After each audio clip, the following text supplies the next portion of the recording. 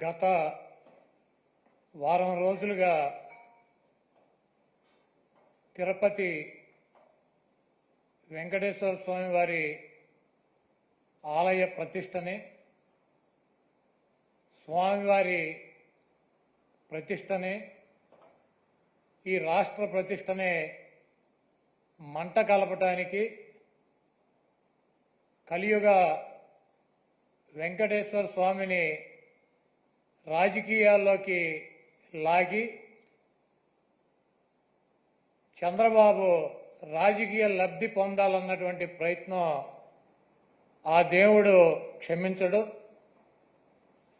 గతంలో చంద్రబాబు నాయుడు ప్రభుత్వం 5 సార్లు ఉండగా సేమ్ మేమైతే ఎలా అయితే టెండర్లు పిలిచామో అదే రకంగా చంద్రబాబు నాయుడు కూడా టెండర్లు పిలిచి ఆ 5 సంవత్సరాల్లో 4 బిడ్డలుంటే 4 కంపెనీలకు 4 సార్లు ఇచ్చాడు. అయితే ఆయన ముఖ్యమంత్రిగా ఉండగా 14-15 సార్లు నెయ్యిలో క్వాలిటీ లేదని చెప్పి సర్టిఫికేట్లతో ఆ ట్యాంకర్లు వెనక్కి పంపడం జరిగింది. ఆ తర్వాత వైఎస్ఆర్ కాంగ్రెస్ ప్రభుత్వం వచ్చిన తర్వాత అక్కడ గతంలో ఏ రకంగా టెండర్లు పిలిచారో, ఏ రకంగా కేటాయింపులు చేశారో అదే రకంగా మా ప్రభుత్వం కూడా కేటాయింపులు చేసింది. 18 సార్లు జగన్మోహన్ రెడ్డి గారు ముఖ్యమంత్రిగా ఉండగా ఈ నెయ్యిలో క్వాలిటీ లేదని చెప్పి దాన్ని వెనక్కి పంపడం జరిగింది.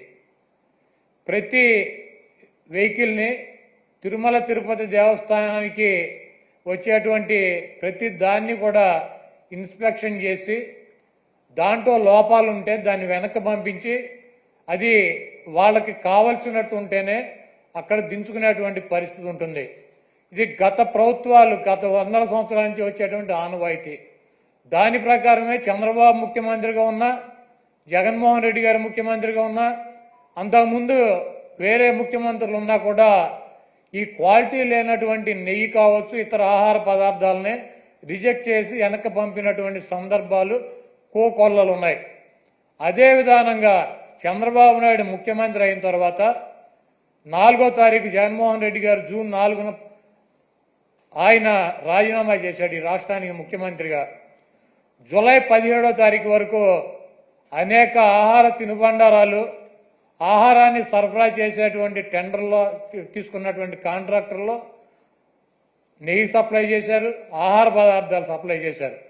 వాటిల్లో చంద్రబాబు ముఖ్యమంత్రిగా ఉండగా 17వ తారీఖున వచ్చినటువంటి ఒక ట్యాంకర్లో వాళ్ళకి కావాల్సినటువంటి మెజర్మెంట్స్లో లేదు నెయ్యి, కాబట్టి మేము దీన్ని రిజెక్ట్ చేస్తున్నాం అని చెప్పి దాన్ని వెనక పంపడం జరిగింది. ఆ నెయ్యిని వాడల గతంలో కూడా రిజెక్ట్ చేసి 18 సార్లు పంపించే ఎటువంటి నెయ్యిలు వస్తాయి. ఎప్పుడూ కూడా క్వాలిటీ లేనటువంటి నెయ్యి కానీ నూనె కానీ ఎటువంటి ఆహార పదార్థాలు తిరుమల తిరుపతి దేవస్థానంలో వాడినటువంటి పరిస్థితి లేదు.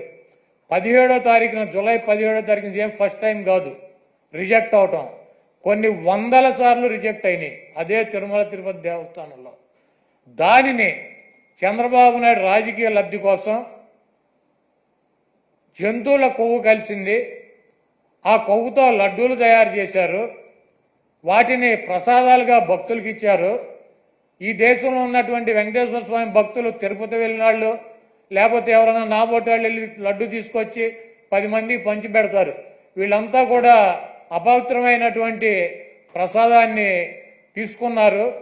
కాబట్టి జగన్మోహన్ రెడ్డిని శిక్షించాలి అని చెప్పి చంద్రబాబు నాయుడు రాజకీయ ప్రయోజనాలు ఆశించి సొంత మామనే రాజకీయాల కోసం, పదవి కోసం, పార్టీ కోసం దిగజార్చి ఆయన మీద ఏ రకమైతే నిందలేసి ఆ పార్టీని తీసుకున్నాడో రాజకీయ లబ్ధి కోసం, అదేవిధంగా జగన్మోహన్ రెడ్డి గారు ఇబ్బంది పెట్టాలి రాజకీయంగా అని చెప్పి ప్రత్యక్షంగా కలియుగ దైవమైనటువంటి వెంకటేశ్వర స్వామినే ఆయన ప్రసాదాన్నే రాజకీయాల్లోకి లాక్కొచ్చేసినటువంటి దుర్మార్గమైనటువంటి వ్యక్తి చంద్రబాబు నాయుడు.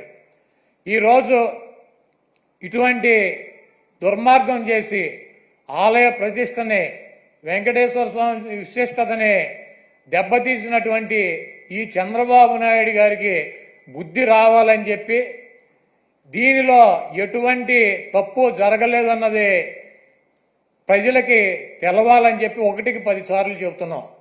ఎందుకంటే ఆ ప్రసాదం సేవించినటువంటి ఏ భక్తుడు కూడా కల్తీ ప్రసాదాన్ని తీసుకోవాలా, అక్కడ రిజెక్ట్ అవుతుంది.